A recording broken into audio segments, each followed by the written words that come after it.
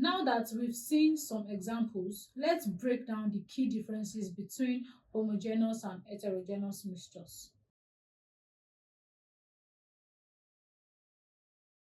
Homogeneous mixtures are uniform throughout, more like everything is evenly distributed, while heterogeneous mixtures have visibly distinct parts.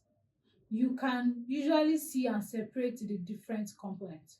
Example of homogeneous mixture are salt water, air, sugar in tea, and vinegar, while the example of heterogeneous mixture are salad, sand, trail mix, and pizza. Another way to distinguish between homogeneous and heterogeneous mixture is through separation. In homogeneous mixture, the substances are so well mixed that you usually need special methods like evaporation or distillation to separate them.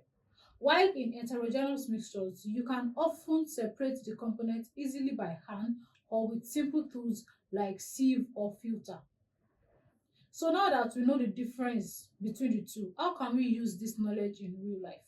Well, understanding mixtures help in a variety of fields from cooking to environmental science and to medicine. Let's take soda as an example. Soda is a carbonated solution, a homogeneous mixture of water, sugar, flavor, and carbon dioxide gas.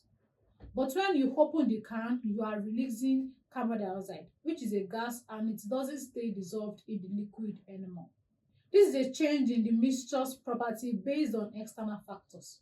On the other hand, mixed nuts are a great example of heterogeneous mixture. You can easily see and pick out the different type of nuts, almond, cashews, peanuts, and they don't mix together in the same way that salt mixes well with water. Okay, so now let's summarize what we've learned.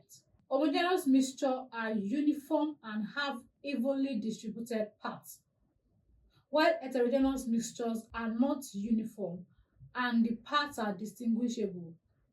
Now it's your turn. Can you think of one more example of each type of mixture and share in the comment section?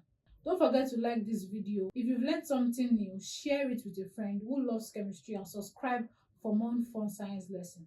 Thanks for watching. I'll see you next time. Bye.